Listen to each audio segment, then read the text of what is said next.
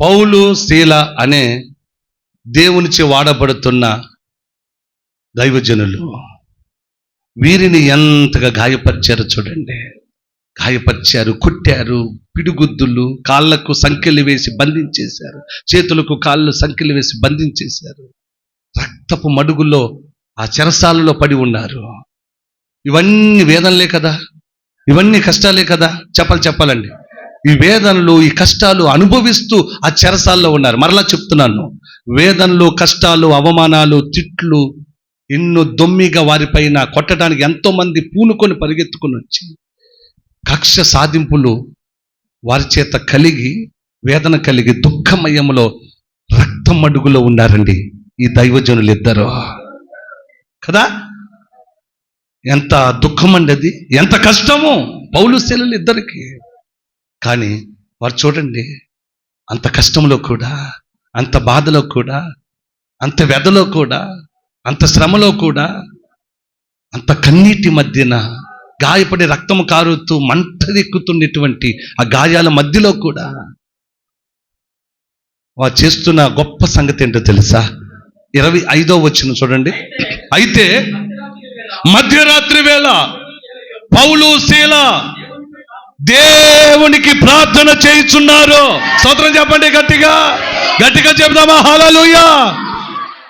ఏ విషయాల మధ్యలో ప్రార్థన చేస్తున్నారంటే, సంతోషం ఎక్కువయ్యా, ఆనందం ఎక్కువయ్యా, డబ్బు ఎక్కువయ్యా, సంపద ఎక్కువయ్యా, సమృద్ధి ఎక్కువయ్యా, చెప్పాలా బాధలో, శ్రమలలో, కష్టాలు, ఇరుకులో దేవునిపై సనగాల్సిన ఈ ఇద్దరు, దేవునిపై గొనగాల్సిన ఈ ఇద్దరు, దేవునిపై నిందలు వేయాల్సిన ఈ ఇద్దరు, దేవునికి న్యాయం ఉందా, ధర్మం ఉందా, అసలు దేవుడు అంటూ ఉన్నాడా అనవలసిన వీరిద్దరు ఆ దేవునికే మొరపెట్టి స్తుతిస్తున్నారండి. స్తుతి స్తుతి స్తుతి స్తుతి స్తోత్రం. ప్రభుని కనపరుస్తున్నారు. వారి స్తుతులు, వారి ప్రార్థనలు, వారి కీర్తనలు ఆ మధ్యరాత్రి వేళ ఒక గొప్ప ప్రకంపనాన్ని సృష్టించింది. స్తోత్రం చెప్పండి. వారి ప్రార్థనలు, ఆర్తధ్వనులు, దేవునికి మొర్రపెట్టే విధానము, ఆ కీర్తనలు, ప్రార్థనలు ఆ మధ్యరాత్రి వేళ ఒక భయానకమైన సంఘటన వారి మధ్యలోకి దిగి వచ్చింది. ఏంటో తెలుసా? అందరూ అప్పుడుపోయి ఆశ్చర్యపడే ఒక వింత ఈ ఇద్దరు గాయపరచబడిన వీరిద్దరు సృష్టించారండి. స్తోత్రం అయ్యా. వీరిద్దరు సృష్టించారు. ప్రార్థన ద్వారా, పాటల ద్వారా, స్తుతుల ద్వారా జరిగిన వింత ఏంటి? జరిగిన విధానం ఏంటి? జరుగుతుంది ఏంటి?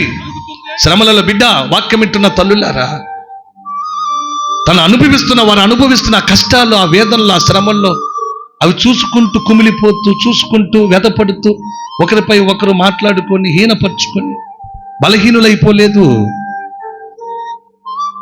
పౌలు గారు అనుభవాలు అంటారు, నేను ఎప్పుడు బలహీనుడనో, అబ్బా స్తోత్రం చెప్పండి, నేను ఎప్పుడు బలహీనుడనో అప్పుడే నా దేవుని యందు నేను శక్తివంతుడు అయిన వాడను, దేవుని యందు నేను బలవంతుడైన వాడను. నీ బలహీనతలను అనుకోవలసింది దేవుని యందు కనుక ఆయన సంకల్పం చొప్పున పిలువబడిన బిడ్డవైతే ఈ బలహీనత నాకు గొప్ప బలమునివ్వబోతున్నది. ఈ రోగము గొప్ప ఆరోగ్యం ఇవ్వబోతున్నది. ఈ ఇంటిలో నెమ్మది లేని ఈ బ్రతుకు నెమ్మదిని నా దేవుడు ఇవ్వబోతున్నాడు.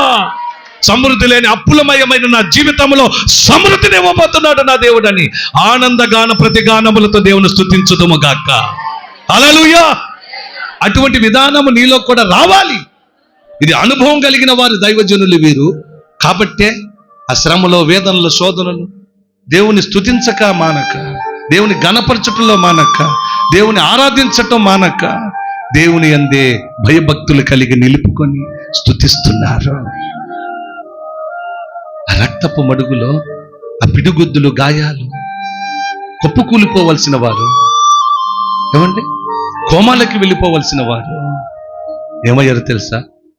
వారి హృదయము వెంటనే, మనస్సు దేవునిపై నిలుపుకొని దిగ్గున లేచి ఆ సంఖ్యలో ఉండగానే కాళ్ళకు బోండ వేసి బంధించిన ఆ బంధకాల మధ్యలోనే స్తుతిస్తున్నారు, దేవుని గణపరుస్తున్నారు. కాబట్టే జరిగిన గొప్ప ప్రభావితం ఏంటో తెలుసా? 26వ వచనం చదవండి తమ్ముడు. అప్పుడు అకస్మాత్తుగా మహాభూకంపము కలిగెను. చెరసాల పునాదులు అదిరెను. వెంటనే అదిగో అందరి బంధక